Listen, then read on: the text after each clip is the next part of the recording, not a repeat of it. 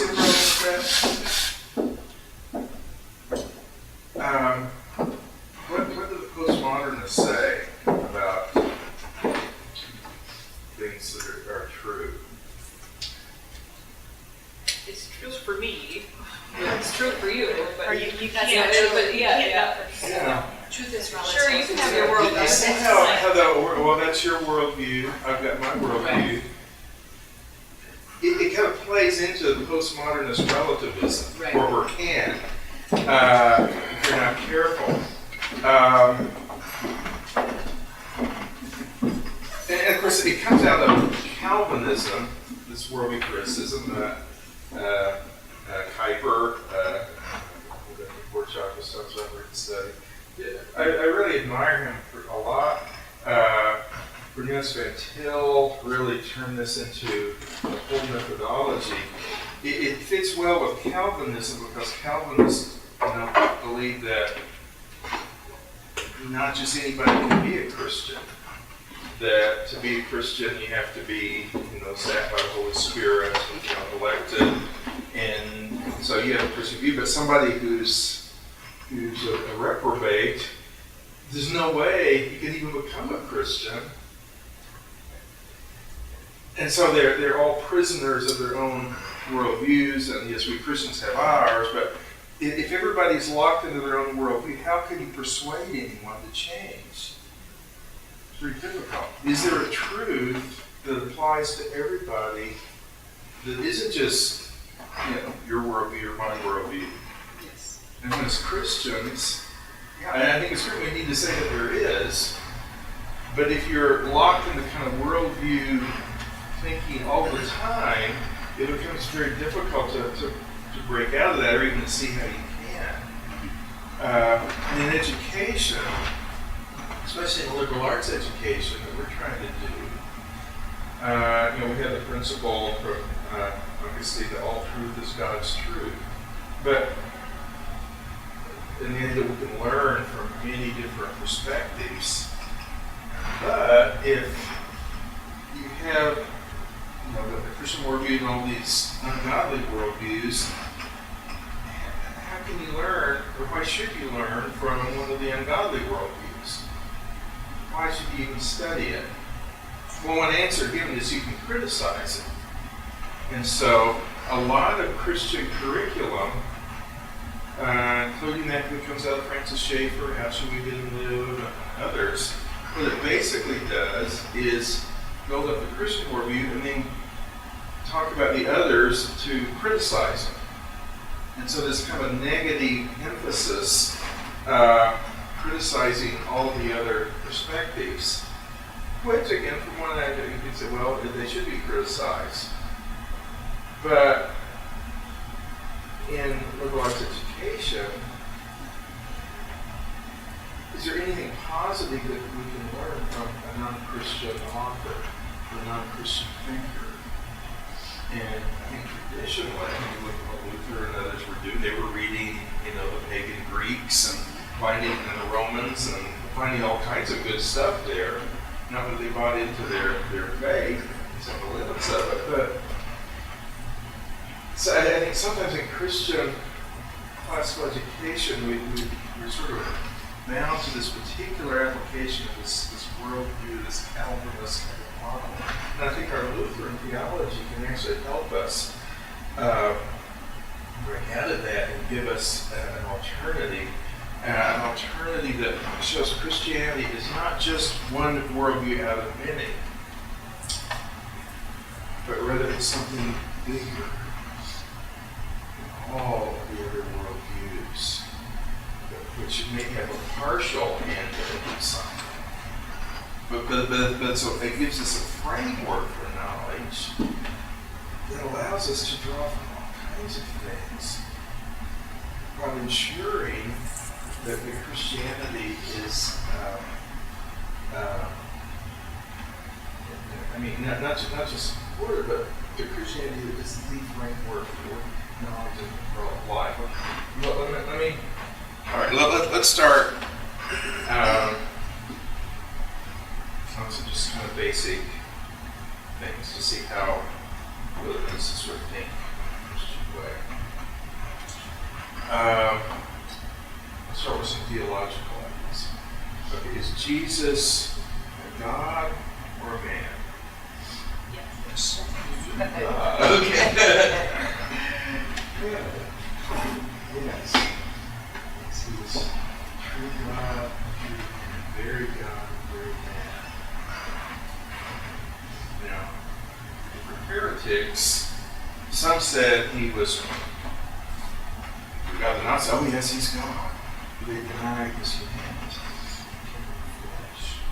We had other heretics who said, no, he was a man, the Arians, but he wasn't really God. But the true Orthodox answer is he's both God and man. Is God a God, or is he a new person? Yes. He is. And he's a unity of the three persons, Father, Son, and Holy Spirit. And again, the heretics of different kinds will say, the Muslim, God is one, God is one, God is one. And then you have the polytheists, and there's some even in Christianity. The Mormons, for example, believe that God is, the Father, Son, and Holy Spirit are actually three different gods. And ultimately, we all get to be a god of our own little universe. But again, the Orthodox answer takes those two, what would seem to be contrary positions, and say, no, both and. Christian theology is open to, and I would argue, built on paradox. Paradox is where you have two things that seem to contradict each other, but they really don't. Okay. But you have two different extremes, two different positions, and they both are valid. Again, sort of rational and say, well, it's contradicting. Christianity always said no. Lutheran theology, more than any other, first of all Christian theology has to have those paradoxes. It has to, or it falls into heresy on one side or the other. Luther talked about the peasant who's running the drunk peasant on the donkey. First he falls off on one side, he gets on, then he falls off on the other side. And that's the history of the church. But Lutheran theology, more than the others, is utterly built on the principle of paradox. For example, is Holy Communion, is it bread and wine or the body and blood of Christ? Yes. Yeah. It's both. Again, the Roman position is that it's only the body of Christ. It just looks like bread and wine, but it's not. It's just the body. Whereas, as the Reformed say, no, it's just bread and wine. The Lutheran position, following Christology, Trinitarian, following the whole method of thinking and theologically, affirms both. It's both and. Are Christians sinners or saints? Yes. Both and. With his great formula, at the same time, the same sinners at the same time, glorious saints in the eyes of God in Christ. Again, those paradoxes. And again, you can go through Lutheran theology, especially, law and gospel, kingdom of the left, kingdom of the right. Point by point, they did just paradoxes. These aren't just doctrines. It's a reality.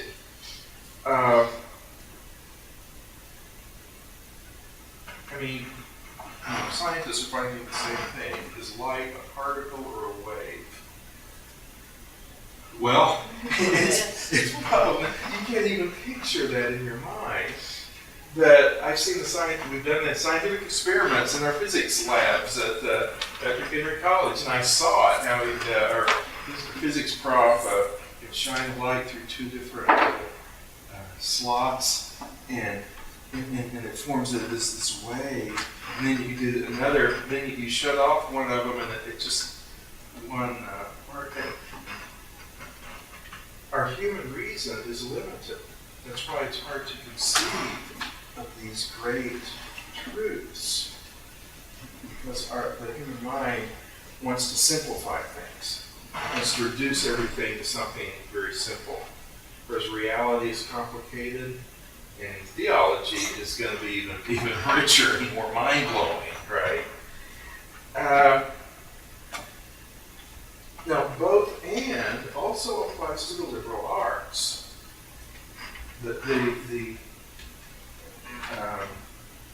In the high moments of liberal arts education, you have people like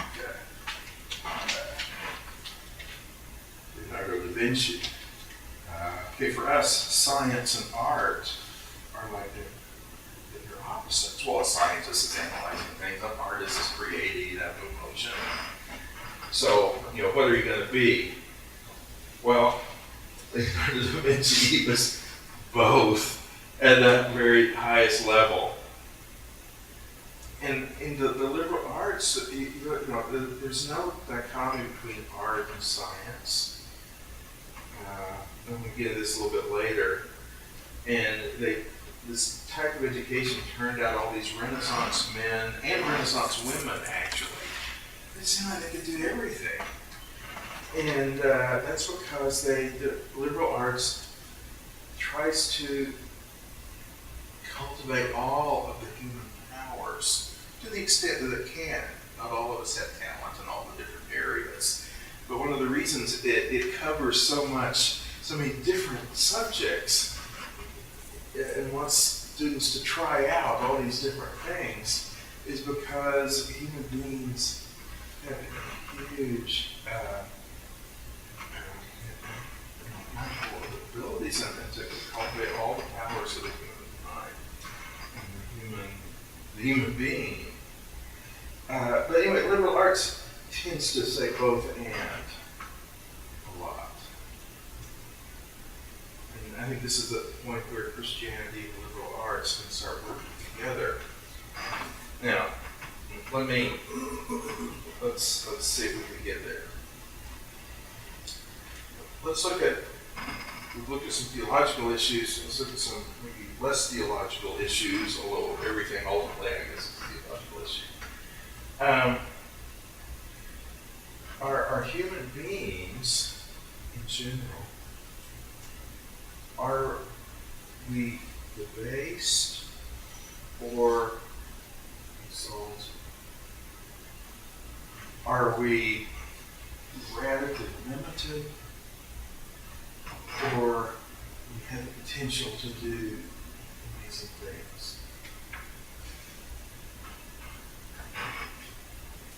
How would you answer that?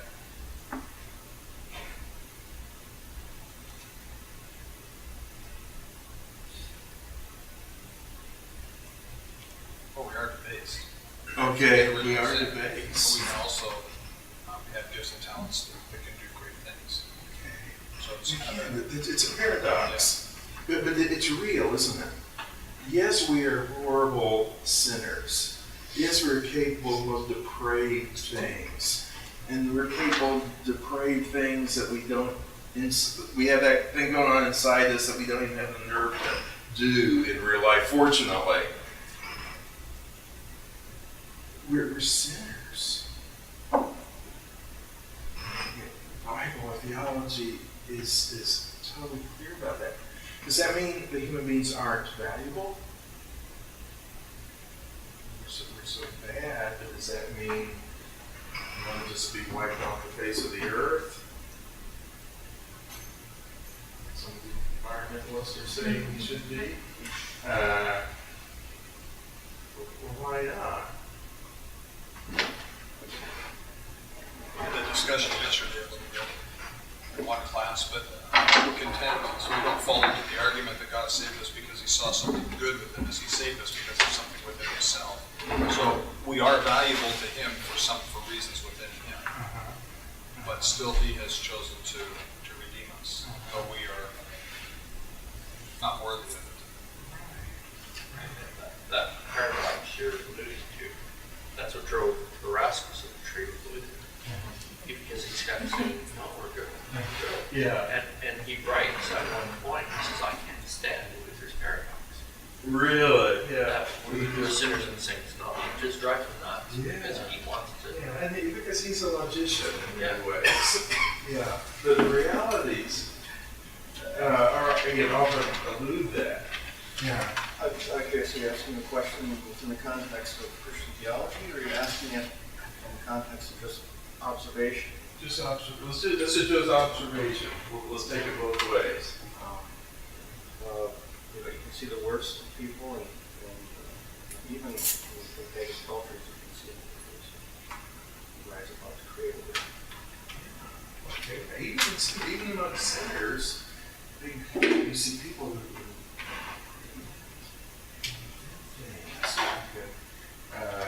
build great buildings and great civilizations.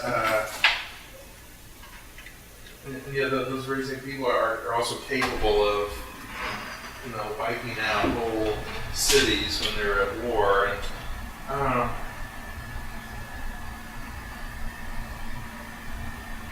again, so we have our view of human being again is comprehensive and complex. We certainly emphasize the fall. Well, the word for this is we are fallen. Yes, we were created originally in God's image and given dominion over the world and given powers over everything there is. And then we fell. What we were created in God's image, and there's a whole bunch of theology that talk about what that means. But then we fell into sin. That image has been effaced. The Scripture still says that it's there. The reason that in Noah, the rainbow, Scripture says the reason we have a death penalty sheds blood. His blood must be shed for it was created in the image of God. And so, even though we've lost, the fullness of what that means, by virtue of our creation, by virtue of our ancestry with Adam and Eve, we still have a value. We oppose worship, we oppose the sanctity of life, and so on.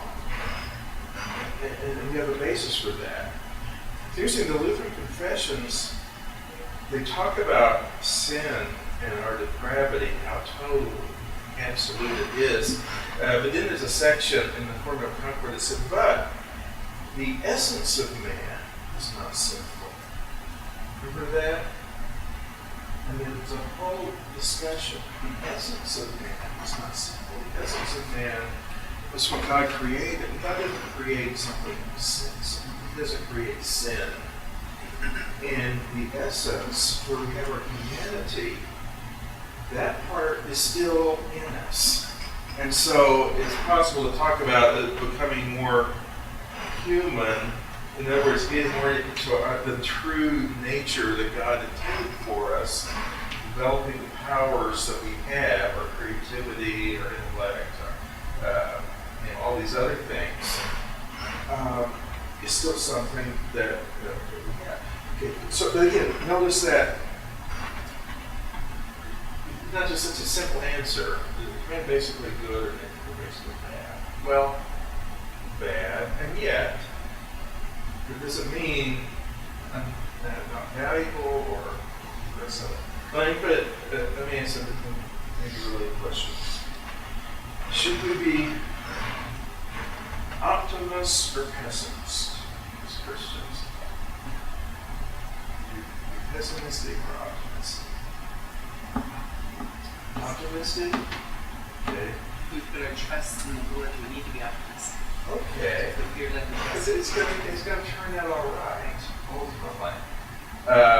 Is there an argument for being a pessimist?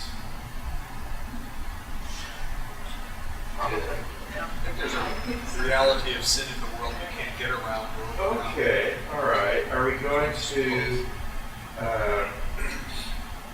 solve all of our problems in the next presidential election? They're going to eliminate poverty and war and plug the hole in the Gulf of Mexico and all these other things that we just... Hope it changed. Yeah. Well, again, Christians are going to be skeptical of that because we know about the sin in the world. And we know that human beings, it's a great proof to me of Christianity. If everybody just wants peace and to love one another, why hasn't anybody ever done that? Why don't you just have a society where everybody is... There's a lot of attempts that everyone... our sinful nature. It's sinful human nature comes out. And so we can be, skeptical. We can be cynical even sometimes. And yet, we do have hope and confidence. And we know it is going to turn out all right, ultimately. And that we can be secure and joyful in God. But, a lot of people say, oh, we're going to destroy the earth. If we don't recycle and solve global warming, the earth is going to be destroyed. Wow. I think the earth is in God's hands, and He's not going to let it totally cease to exist because of us. And yet, we do what we can. We are in the two kingdoms. We live in the spiritual kingdom, and that is where our real hope lies. In the earthly kingdom, in our vocations, we are to do what we can. God is the king of both. God doesn't abandon this world. We're still under His moral law, His creative order, His natural laws He's put into existence. And we do what we can to make the world a better place. And that's important. And the little things we do in our families and in our jobs and in our citizenship, they do, we are to do good works. But we shouldn't be completely destroyed if, the economy fell. Everything is doomed. We should expect, not be surprised when we see sin in the world. We should be tough-minded as we deal with it. At the same time, see our hope. So again, optimism and pessimism. Well, Christians in a way can be both. Both have a measure of truth in it. Okay. Now, here's what I mean. When you approach non-Christian ideas, okay, say you're working your way through the great books or the great ideas, or as some people do this limited way in the first grade and so on. But just let's say you're studying some of the great books, great ideas. You come to the philosophy of Thomas Hobbes. And he says that human beings are just brutes. Human beings are just animals. This was back in the 1600s. that we're so sinful, we can never get anything right, like this nasty, brutish, and short, so one of his quotations, and human beings can't really do much, and what they have to do, they have to be controlled, and they have to, you have to have a strong government to get them to do anything productive, or they'll all just kill each other, tear each other apart. Very pessimistic view about human nature. Now, you keep reading, and soon after that you come upon Rousseau. And Rousseau says exactly the opposite. He says, no, human beings are basically good. If you just remove the shackles of society that bind us, human nature can flourish. And Rousseau was all about the cult of the child. Actually, a lot of modern education is still stuck on Rousseau.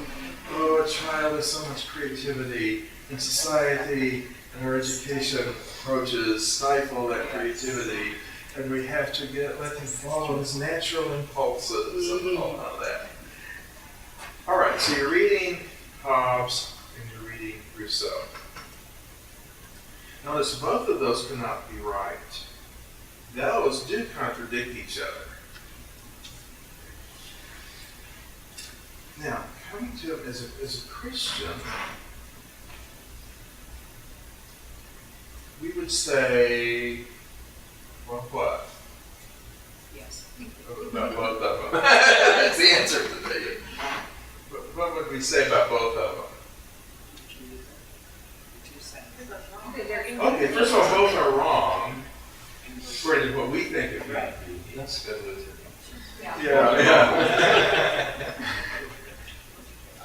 And yet, why would they They come up with these ideas? focus on a very small part of the whole picture. go. They Right. miss There you out go. on a lot. You Exactly. can see how they can just only see that because they do not know. They're Yes. obsessive. Right. Okay, and you can think of the parable of the blind man and the elephants. Each have a whole Right. part of it. One has the elephant's tail, and the other. They both are focusing on one part of a bigger whole. So as Christians, is there a sense in which we can see what we can agree with some of what Hobbes is saying? We say, well, yeah, we are really, really sinful and bad and messed up. So you're like, oh, the person is in but he doesn't have the whole picture. Then you read Rousseau. Right. Well, are human beings capable of amazing things? Well, yeah. Yeah, we are. We are. But, again, he's leaving out the reality of sin, full nature. And so, we keep saying, both and, because we have this fuller view of reality. When we take, we're also saying yes, but. Remember, it's like the human ideologies and the human kind of ideas are partial. That they do. Why would people come up with it? Well, there must be some kind of evidence for it. And yet the problem is you're so limited. They take part of the whole and run with it and turn it into a whole system. Mm-hmm. Whereas the Christian view is so much bigger than that. And it's more complex and richer and more corresponding to reality. Which it's true in a way these others maybe are partially true. Now, I think, so I think of that, when Jesus was crucified, he had a seamless garment. And the soldiers, tore it apart. So they divided it among themselves. Christianity is a seamless garment. It's beautiful, but what we need to do is to tear it apart and run with part of the truth. And what a Christian liberal arts do is put the pieces together. Actually, Milton uses this in describing the liberal arts, describing education. He talks about the myth of the Sibyl. And Sibyl was an old woman who was given these prophetic powers by the gods, and she could predict the future, she could do all things. And Sibyl would write out all truth on leaves, and they were stacked up very neatly. Everything there is to know is on those leaves. And somebody came to see her, opened the door, the wind blew in, blew the leaves everywhere, blew them out the door.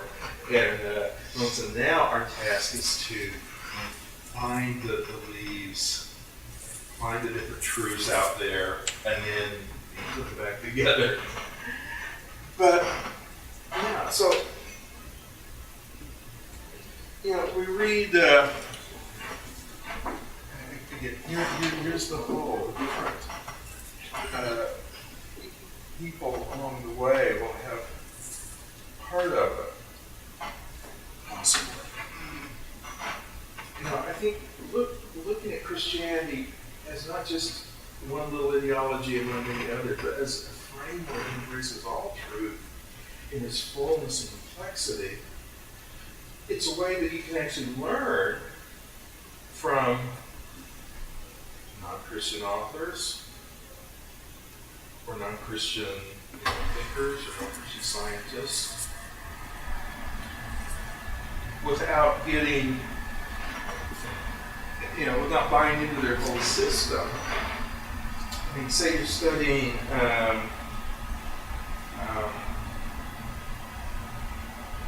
Karl Marx. Great books, the Communist Manifesto. Well, what got Marx started on his system?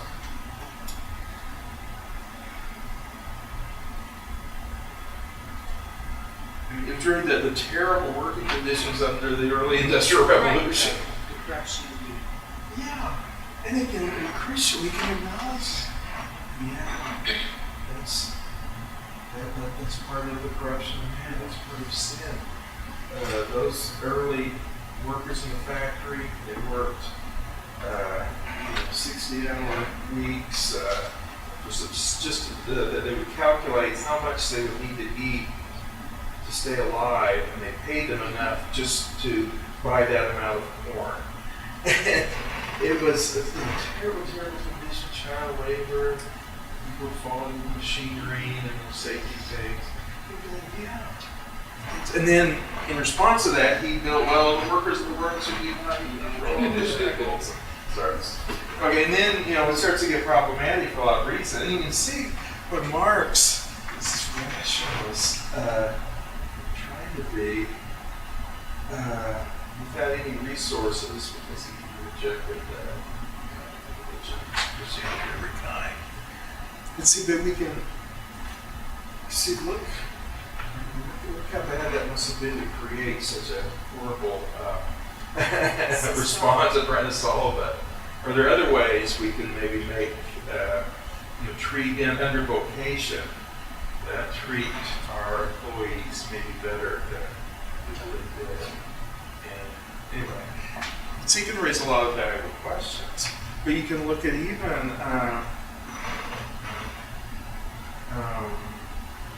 Freud, inside, it's all sex, violence, and we would say, there's a lot of sin inside, deep in consciousness.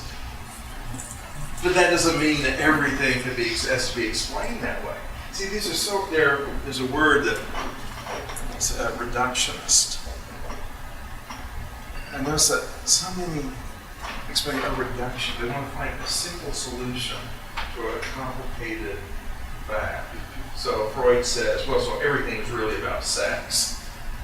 Well, no, that's just reducing complicated human beings, and that he himself shows how complicated we are, to something just simple. Or Freud, or Marx, it's all about economics. It's all class struggle. Anyway, a liberal arts person knows that these simplistic little things aren't true. And the Christian view also. Again, but we can maybe find something in them we can learn, build on. But, see, we can also be critical. And so, think about critical thinking. Yeah, we need to cultivate critical thinking about this human ideology. But see, Christianity gives exactly a framework that lets us do that and helps us do that.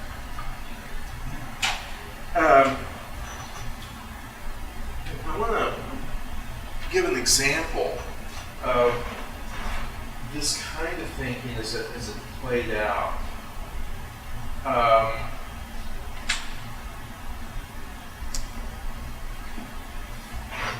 And how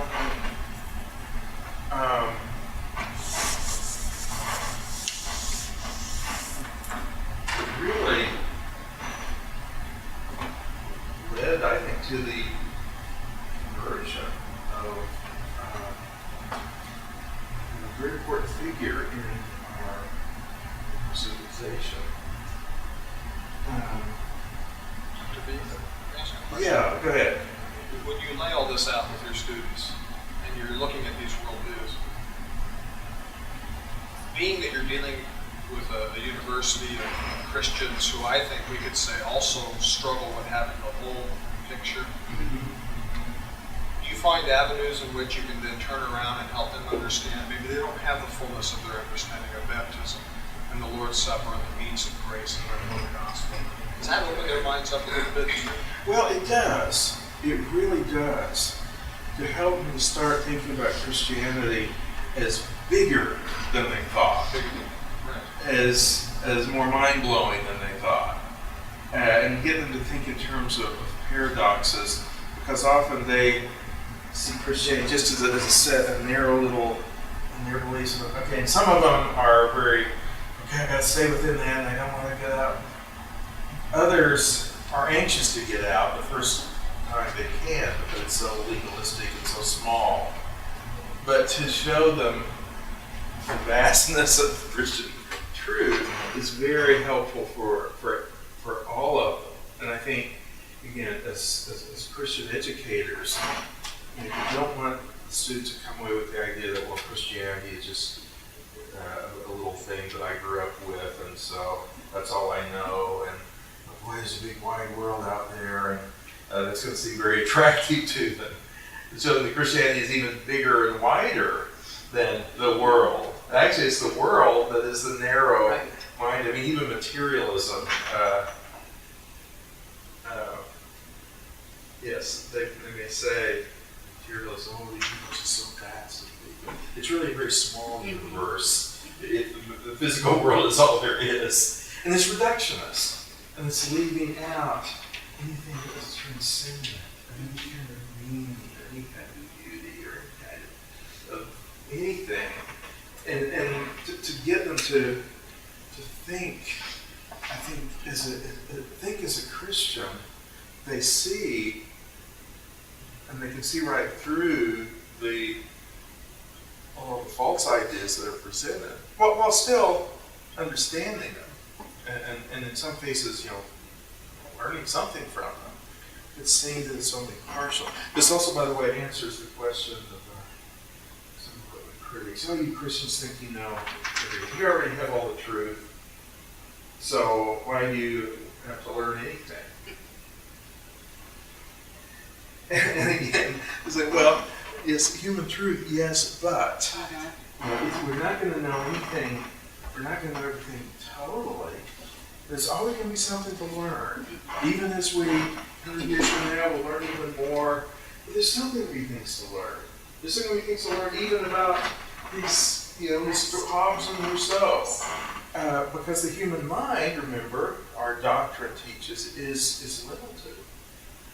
And so it's always partial, but again, but that doesn't mean that you can't learn anything.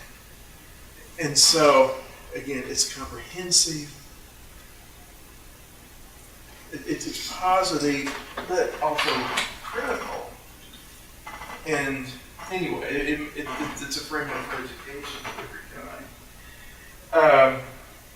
Any other thoughts about this? Yeah. Question, in that example that you gave about the criticism of Christians and knowing everything. Yes, but, what part of that is partially true? I happen to look at my notes here and wonder, can it be said that we have complete or near complete, or at least that we're confident in our grasp of the theological sciences? And it's the other sciences that's been... We know what we need to know for salvation, but do we understand it? Again, that's a useful distinction. We know it by revelation of God's Word. Do we comprehend it? Do we understand it? Maybe a little bit, maybe some more than others. Try to take, whomever understand the Trinity enough, what are its applications? What does this tell us? And again, there's still discoveries when you read through the history of theology. And so, yeah. Well, I'm just thinking, if you look at it as a whole, the totality of all knowledge, all truth, all wisdom, you may understand the truth of Christ Jesus, but when you learn something over here, it helps illuminate this part even more, which is why historically we say you have to, liberal arts helps understand Christ so much better because it's all the same thing. I know every time I go to church and hear a good sermon, I learn something else. Yes. I've heard the same scripture preached on, probably, I don't know how many times in my life. And every time I learn something else because scripture is inexhaustible. Yeah, very good. It's just that it's not just a logical paradox. It's the Christian word mystery. Yes. And that's what we have to affirm. It's good. It's a great concept. The mysteries of salvation. Mysteries of salvation. You see, we are products of our culture, and we have imbibed a worldview of modernism, of rationalism, and we think I'll tell you, if you want to live at night, I'll rationally, but it's not. That's not necessarily what we're given. They're mysteries. It's the mysteries that really, I think, are the most profound parts. And I think we've lost a lot of our Christian spirituality and our Lutheran spirituality because we're rationalists and we want to reduce everything. We're reductionists. We reduce it to intellectual points of understanding. I think we can explain it logically. But there are things, Shakespeare said, there are more things in heaven and earth than are dreamed of in your philosophy. And Horatio was a rationalist, and he tried to understand and thought he could. Didn't understand what Hamlet was going through. And I think in this day and age, especially communicating to people today, they say that the postmodernists, again, they reject reason. They're not even interested in reason. And don't believe in it. Which is terrible ignorance. But a lot of our approach to them is to try to think we can prove it all. But even if you do, it doesn't phase them.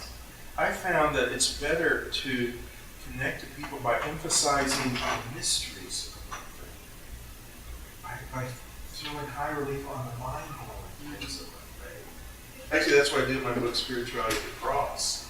If you read it carefully, I tried to address that to a postmodern people who are interested in spirituality but not religion. And so I lead with the weird stuff that we believe. The atonement, the sacraments. See, that's exactly.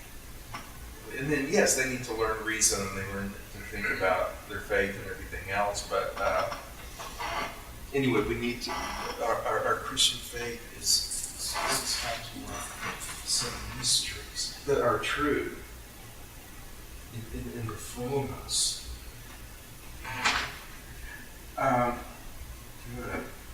Any other thoughts on what I've laid out? Yeah. In trying to rationalize Scripture and going through that process, what I think I have learned is that there is a reason for paradoxes and mysteries that calls for something man doesn't have. Yeah. And it good. calls for faith. Good. So then he realizes he doesn't have what he needs, and that becomes the gift by which he believes what God says to be true. So the problem with my Calvinist friends and others is that they don't have faith, they have rationality, and they will only grasp what the mind can hold. And therefore they miss the mysteries. So beautifully put. But if we fully understood God, he wouldn't be God. Yeah. The point is, God, we're not is God. Infinite and we Yeah. are Right. finite. Yes. Was it Augustine that talked about he was thinking about the Trinity and trying to analyze the Trinity, and he was at the beach doing this, and there was a little boy that was digging dug a hole in the sand, and he had his pail out and was filling it with water. Let's see. I'm like that little kid trying to put the seed into a little hole that he dug. That's like trying to comprehend the Trinity in his little finite mind. Yeah. But again, I think that's really important. And it's by faith that we apprehend the mysteries. It's by God's word that we know what those truths are. It's not something we figure out. No one will figure out Trinity or make up belief about the atonement or something.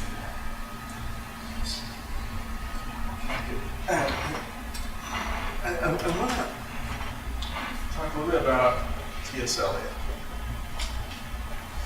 Another reason that just the worldview, Christian worldview dominated through the Reformation and then these other worldviews, the fact is that there are Christians in every period.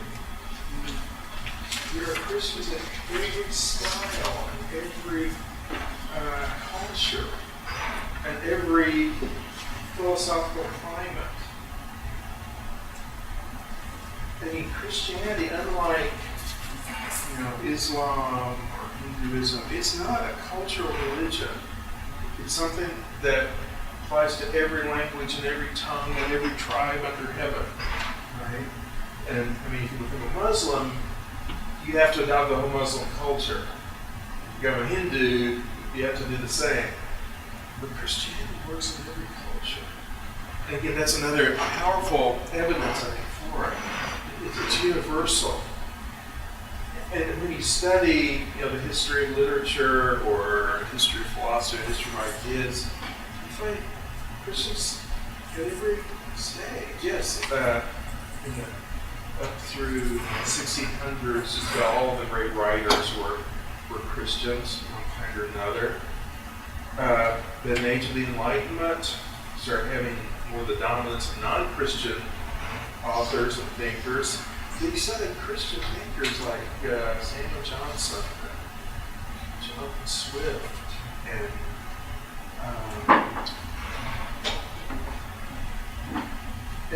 they were part of their culture. They exhibit traits of the Enlightenment.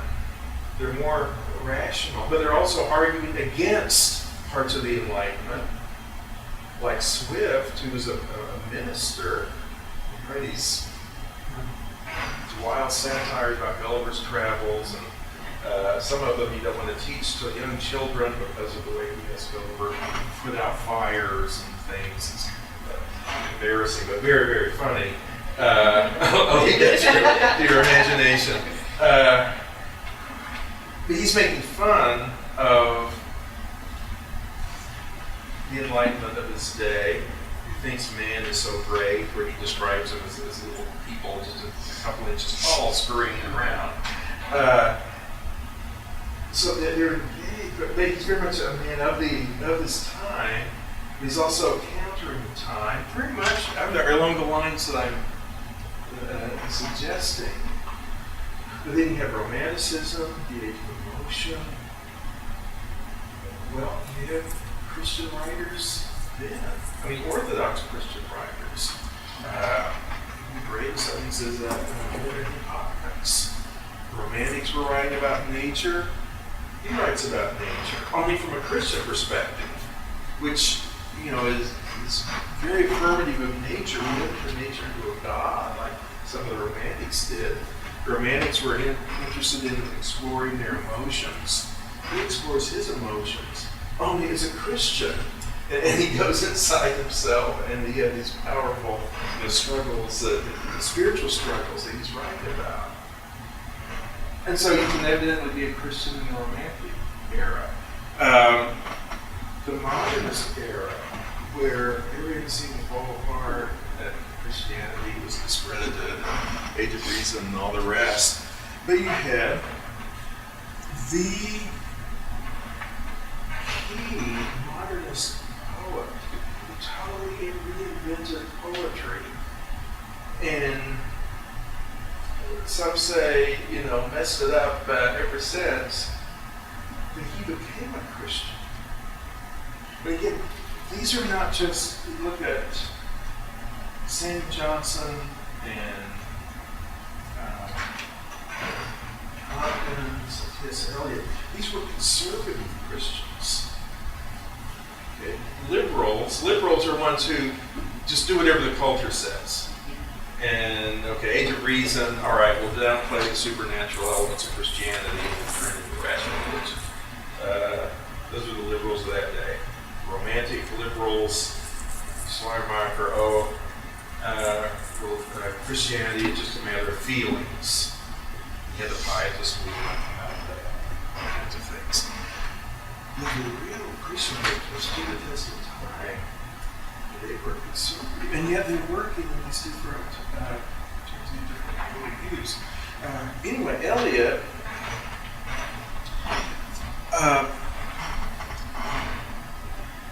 was looking at history of literature, and he identified something he called the disassociation of sensibility. Okay, what is that? I'm sure I can spell it correctly. Dissociation of sensibility.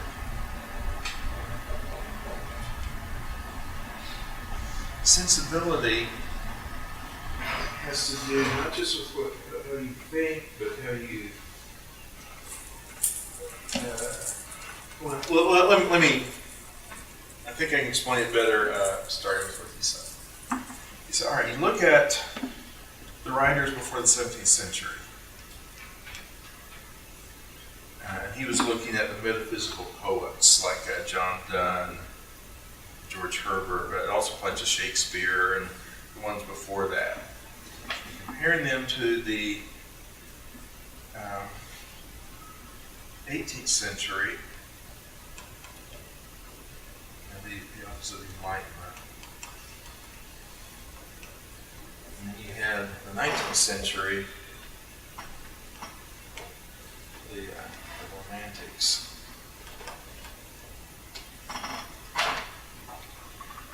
He said, he's looking specifically at thought and feeling. We usually think of those as opposites, don't we? Think, you feel. Reason, emotion. Those are opposite. But he noted that in the old literature of that time, thinking and feeling go together. See, you look at a poet like John Donne. Here's someone who, he feels his thoughts and thinks his feelings. Okay? He feels his thoughts, thinks his feelings. You can apply that to just about any author. Shakespeare. It's both rational and emotional at the same time, and in the same speech. But then you had the Enlightenment, and that's all about reason, age of reason.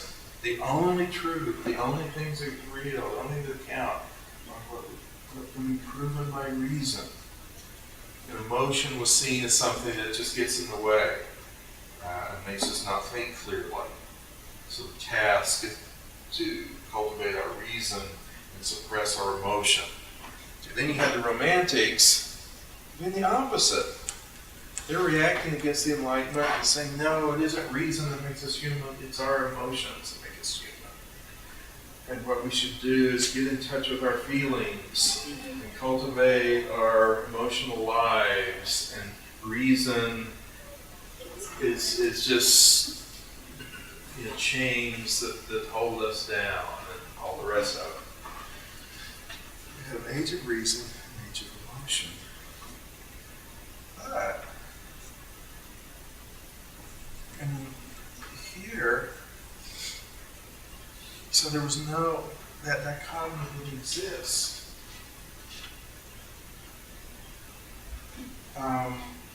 And what would you say, again, applying our Christian faith to reason and emotion? Which one is the most important?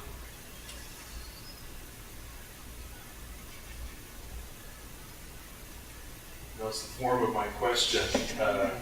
Perpetuates the dichotomy. Yeah, if we're both in, right? And what makes us human? Well, a lot of things makes us human, and that's not even all of it. Within our minds and our lives, yes, reason is important. We're going to figure out things, but our feelings are also important. There are a lot of other things important too that make us human. That's not even maybe the most important thing. There's our whole spiritual lives and everything else, but. A Christian can say, well, yeah, reason's important, but it's limited, as we've been saying. Our reasons can't figure out everything. Yes, feelings are important, but they're limited too. If you just go by what you feel, you're going to get into big trouble. And again, Christianity has a wholeness, not just a wholeness, but a kind of a perspective on these kinds of things. It's really very helpful, isn't it? Yeah. Was this an essay of Eliot's? Yeah. He just kind of tosses this off. The essay is on the metaphysical poets. That's the title of it? Yeah, that's the title of it.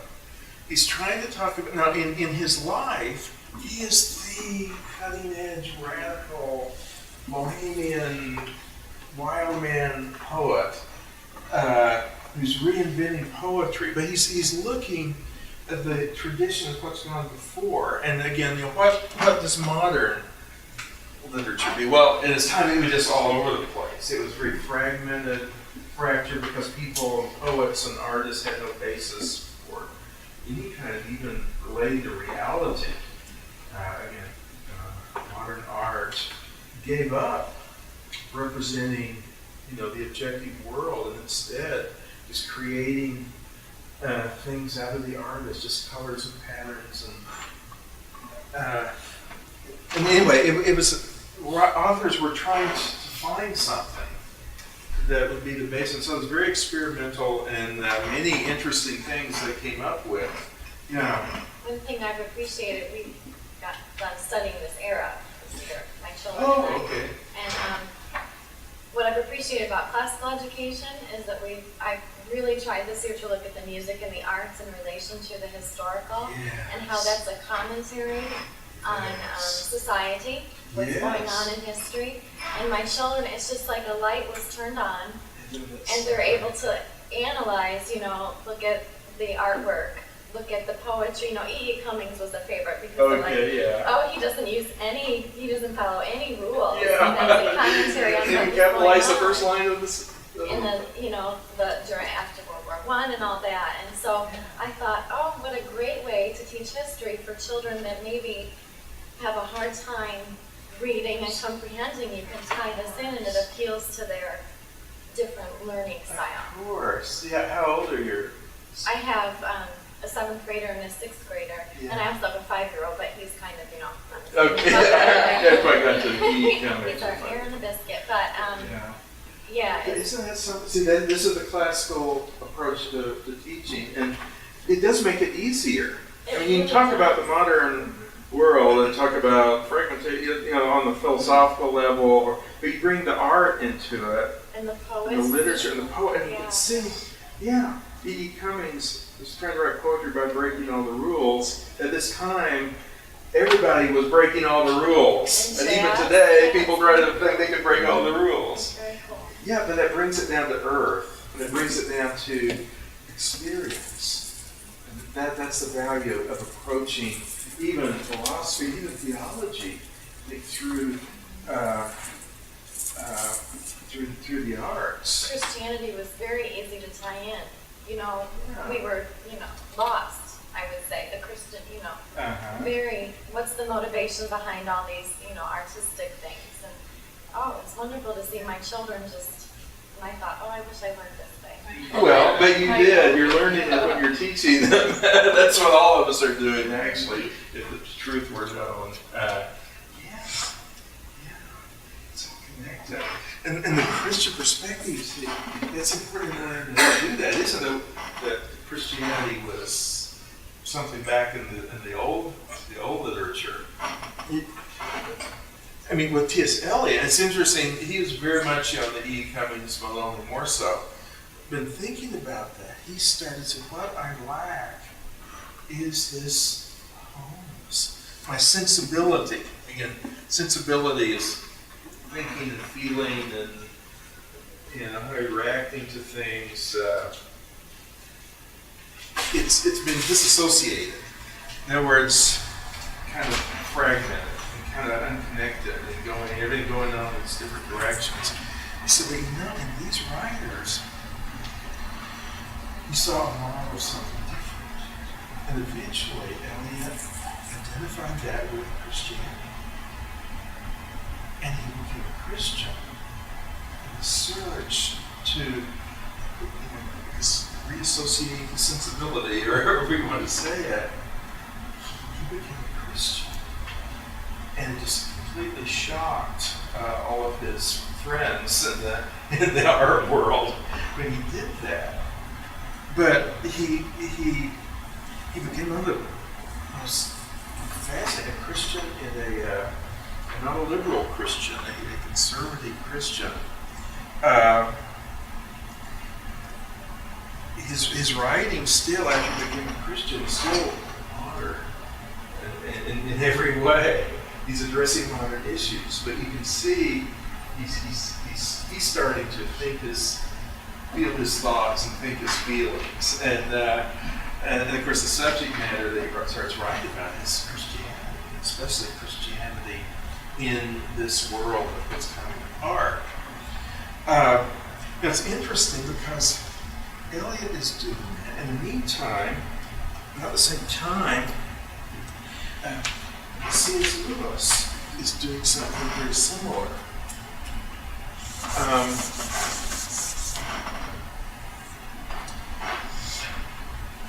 Not too long after C.S. Lewis became a Christian, he wrote a book called Pilgrim's Regress. Have you read that one? It's like Pilgrim's Progress, so it's symbolic journey. Only this is a regress, because he's going back to where he started, back to the Christianity that he'd been taught as a child, and now he's regressing to that. But it's very interesting, and it symbolizes all the different things he went through and the philosophies philosophies that he had tried, his atheist, all the other things. But what interests me is the subtitle of that book. It's a defense of reason, romanticism, and Christianity.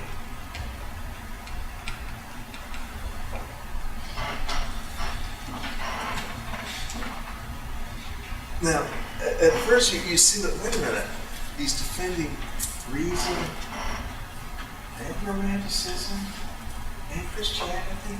Aren't those kind of opposites?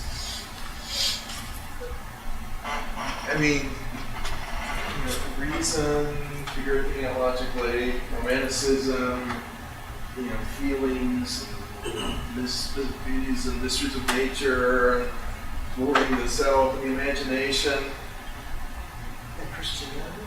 Notice both the rationalists would criticize Christianity because it's not reasonable.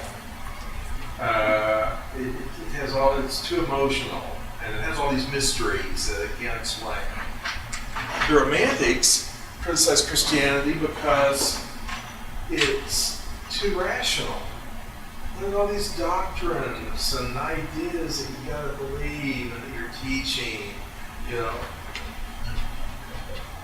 Now, notice it's criticized from two opposite extremes for the different reasons.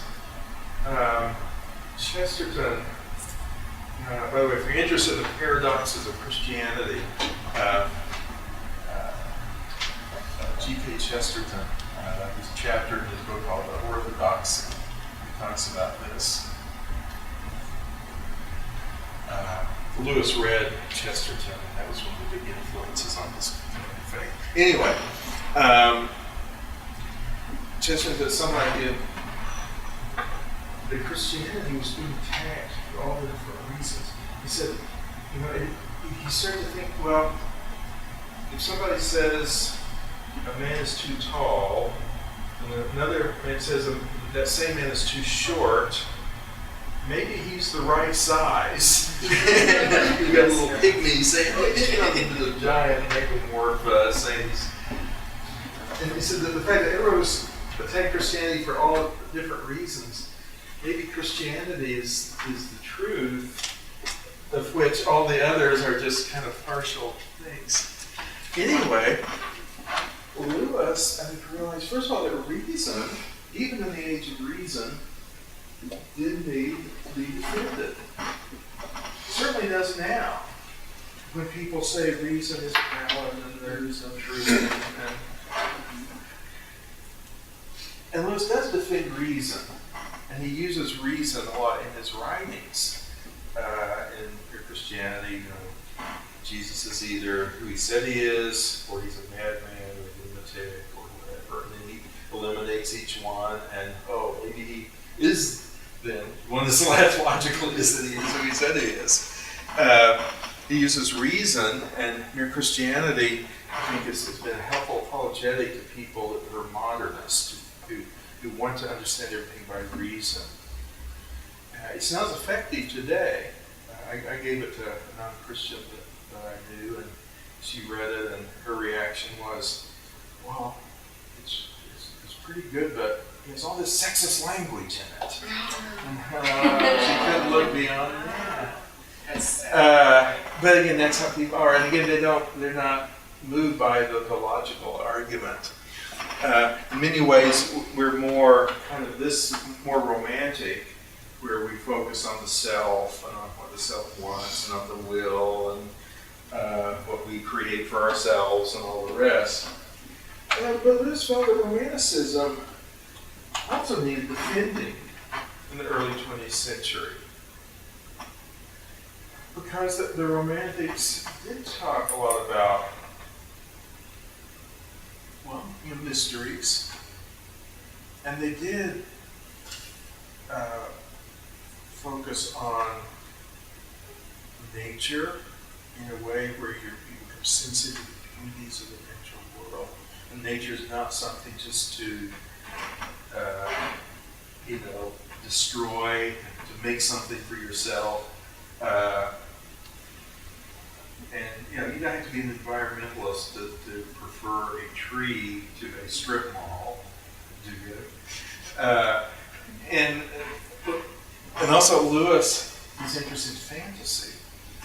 The reason they call the romantic was not because it's about love, but because it was about the romance of the Middle Ages.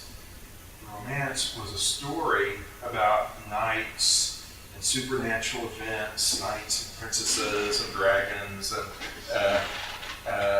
about time to go. No, you have about 15 minutes when I'm going to pass around the card for Rosalie. Oh, okay, good. Anyway, and in other words, the type of literature that came out of the medieval romance was fantasy. And the Romantics, one of the things they did was to bring back fantasy. And you had George MacDonald, and you had a lot of the early fantasy writers. Of course, we know that Lewis loved fantasy. J.R. Tolkien, his good friend. And that whole use of the imagination, he felt was very important. But the Enlightenment, they didn't believe in fantasy. Literature had to be realistic, it had to be rational, and even in the modern era, in the early modern era, literature is very realistic, very depressing. But again, he and his friends believed that what we need, that we get from romance, stimulation of imagination. Anyway, see, he's defending reason and romanticism and Christianity. In fact, if you look at Lewis, Christianity is what enables him to defend those other two. But he knows the place of reason without letting it squelch everything else that's good in life. He also cultivates romanticism in a good way without falling into, subjectivism and selfishness and, basically what we have today mostly. But Christianity is a way to affirm what's valuable in each of those approaches and hold them together. And ultimately, both of them together point to a question of truth.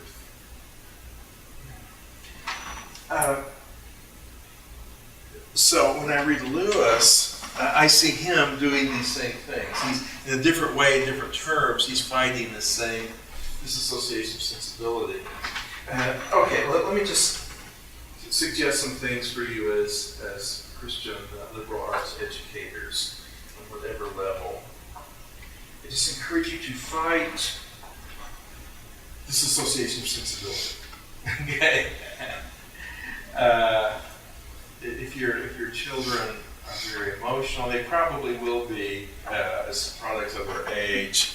Teach them about reason and teach them to balance that. At the same time, cultivate their emotions in a positive, wholesome direction.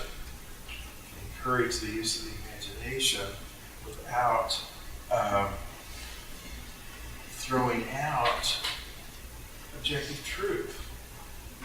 There's no reason that those should be opposite. And try to create that unified sensibility that both Christianity and the liberal arts have always promoted.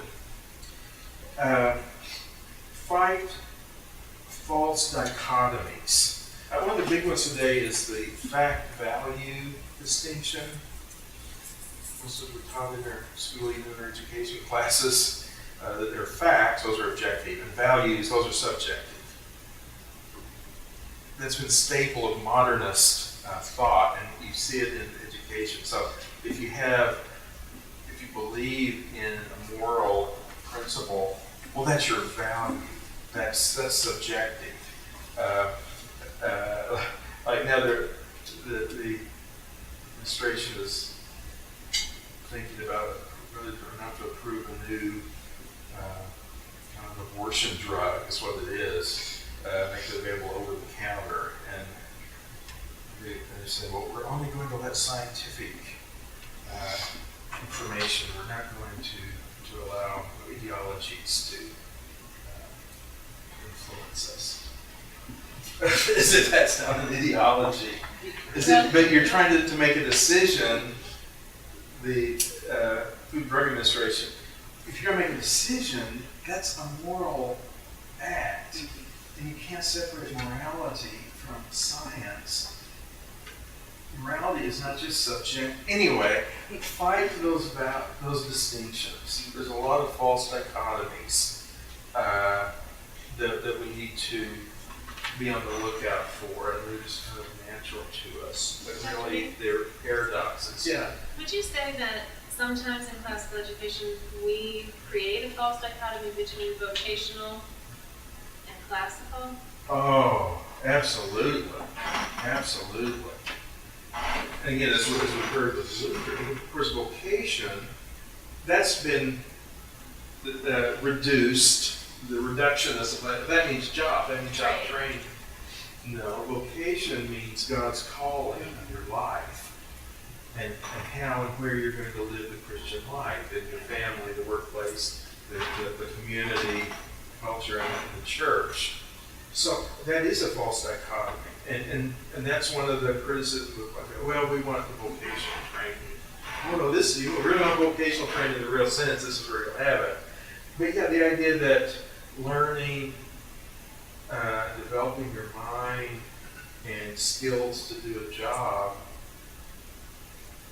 that if you do one, you don't do the other, that's a false dichotomy. Yeah. And again, the liberal arts answer, and I would say the Christian answer, but it's always both and. Not that there are some things that are completely, outside of the pale, but try, when you see a dichotomy, is there a sense in which both and can apply? Maybe not sometimes, but we need to learn this type of thing. We need to learn liberal arts thinking again. We need to learn Christian thinking again. That's a good one. I also think it's important to affirm all of the liberal arts at the same time. Now, in the history of liberal arts, as Dr. Kochak was telling us, sometimes they would emphasize logic more, sometimes they emphasize grammar more, sometimes they emphasize rhetoric more. But that's but each of those is a falling away from the wholeness that the seven liberal arts are all about. So I would tell Aquinas that you need to do more with rhetoric. I would tell Luther, I think Luther had it fairly well balanced, but the ones after him, you really need to do more with them. And I tell Walter, grammar, that's important. Do more with rhetoric. And so as we're doing it, remember that the liberal arts are a whole. And when you just take one of them, like the elephant, see, that's what we have in contemporary education. All the educational reform movements are taking part of the Western educational heritage, which is the liberal arts, and running with it. Critical thinking movement. They're trying to say, okay, logic. And we'll make a whole curriculum based on logic.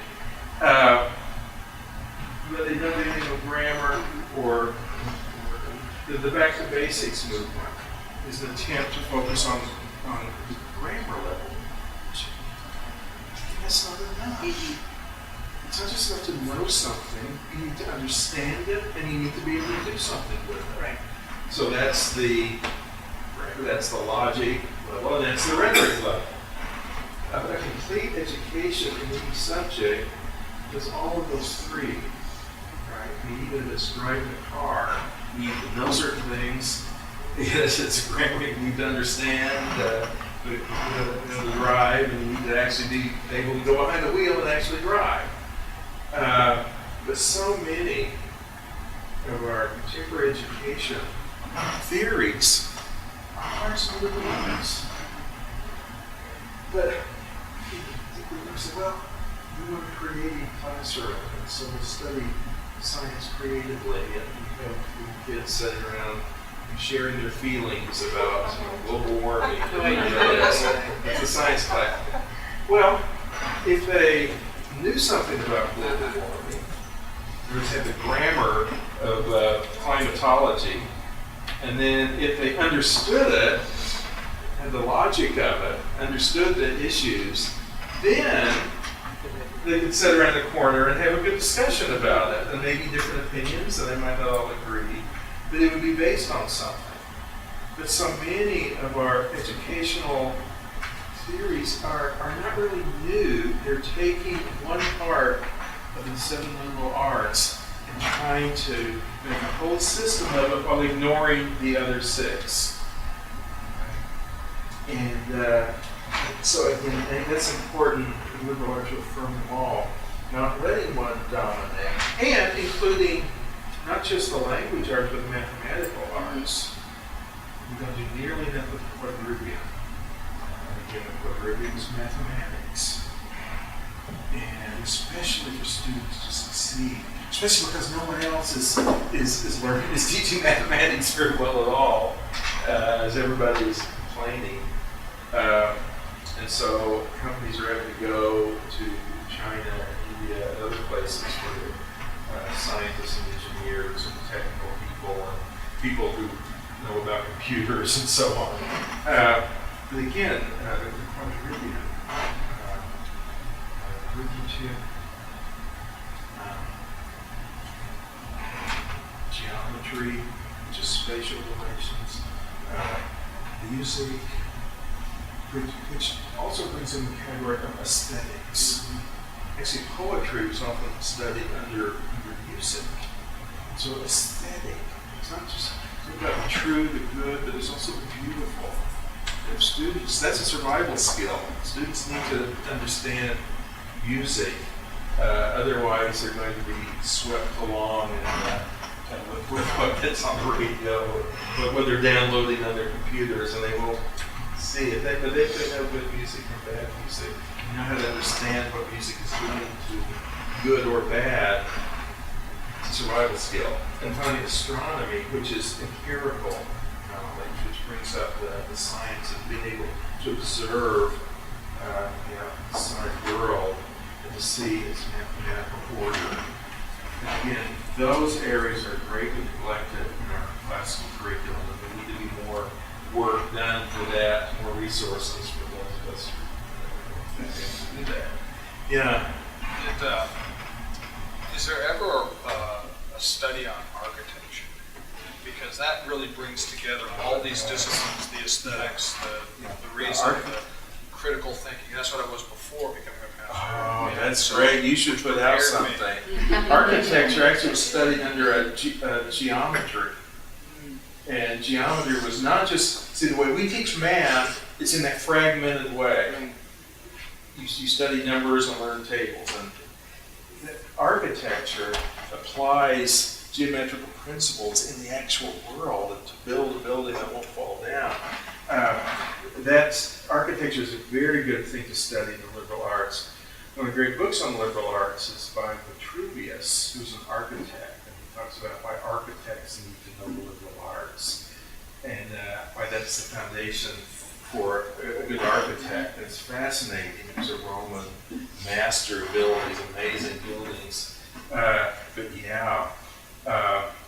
And again, that shows that's a very integrative area to look at, architecture, because it brings together science and the natural world, how gravity, the limitations of gravity put upon us, and material and all these things, plus art and aesthetics. The building is beautiful, you know, and functional. See, those are not supposed to be, that's another false dichotomy. So many churches, well, we don't care about how it looks, we just want something.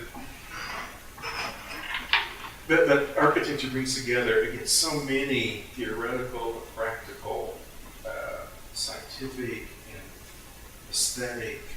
Acoustics. That's a very...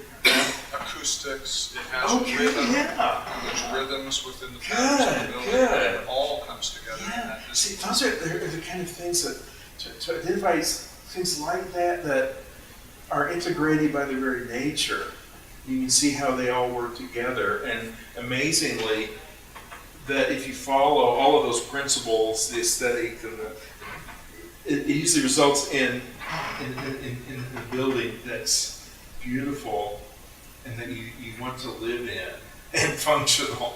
In other words,